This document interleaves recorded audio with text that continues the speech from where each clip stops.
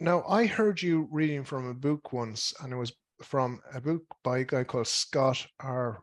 Rocco, was it? Is that his D. name? Scott Rogo. D. Scott Rocco, excuse Yeah. me. The Infinite Boundary, I think it was. Yes.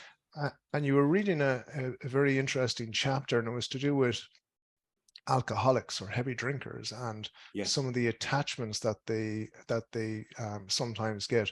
Could you speak about that? Yes. I looked into parapsychology and people who were around in the 50s and 60s, including Charles T. Tart. And D. Scott Rogo was around in the 70s. And he looked at paranormal phenomena. And this book you're talking about, The Infinite Boundary, was a collection of case studies, actually. They weren't stories, they were actually case studies of these phenomena. And there were several stories in that book. I don't know which one you're referring to, but I can give a general outline if that's what you want. Sure, yeah.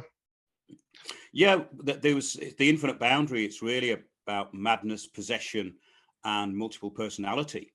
And the cases in it are absolutely fascinating. They go Mhm. from psychic things happening to really extraordinary demonic realms, and how people are caught up in things, and they're caught up in the kind of machinations of demonic entities, and also people who have passed on, who somehow attach themselves to people. And I think the first story was about an artist that walked past another artist every day, didn't really know him, and found that when this artist died, this fellow who'd walked past him for ages just saying hello started to paint his unfinished pictures. And he actually became quite a well-known artist in his own right. He contacted the widow of the fellow who died, this other artist, and he found out that he was actually finishing and painting pictures which this other fellow had started, which was absolutely fascinating. Hmm. And there was another, you mentioned something about a guy going into a pub and he was seeing all these spirits attached to the drinkers.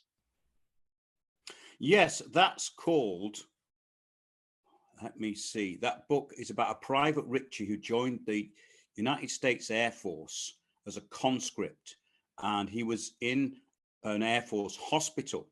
He got really, really ill, and he left his body, and he could see other people. He was having an out of body experience. He was in the hospital, and he started to move around this airbase. And in the end, he got to the bar and he saw all his mates there drinking. And as they got more and more drunk, he saw these spirits, these entities ready to jump into them. And when they got really drunk, the entities jumped into them because that was the consent they needed.